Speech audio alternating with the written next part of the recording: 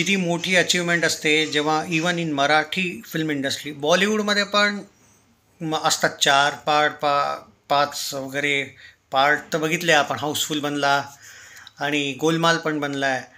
आणि मराठी फिल्म इंडस्ट्रीमध्ये किती मोठी गोष्ट आहे की फोर्थ पार्टपर्यंत एखादा चित्रपट चालला आहे. आणि ऑब्व्हियसली मुंबई पुणे मुंबई फोर्थ त्याची आज अनाऊन्समेंट झाली आहे मित्रांनो. आणि या एक्साइटमेंट खूप आहे.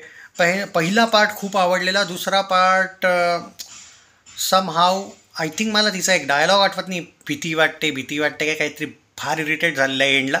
पण ओव्हरऑल चित्रपट ठीक होता. पहिल्या पार्टच्या तुलनेत दुसरा ठीकठाक होता.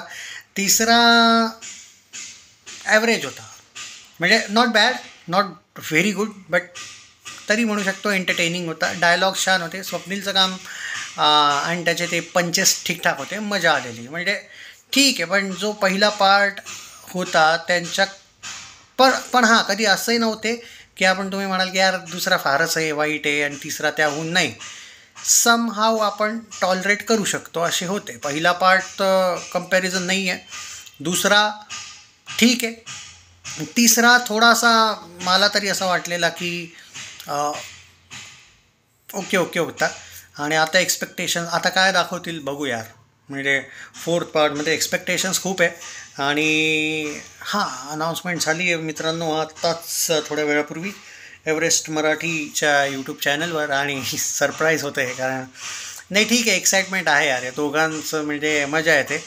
एंटरटेनिंग कपल आहे आणि काय माहिती का, पण आवडून जातं हे. म्हणजे हा जो टॉपिक आहे ना, हा आवडला आहे मला. पहिल्या पार्टपासूनच पहिला पार्ट तरी मे बी थिएटरला नव्हता बघितला मी, सगळ्यात बेस्ट असून पण, कारण तेव्हा एवढं नाही बघायचो मी थिएटर्समध्ये चित्रपट वगैरे. पण नंतर केलं आहे follow.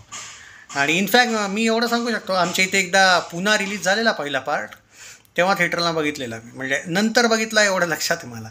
Anyways, are you excited for fourth?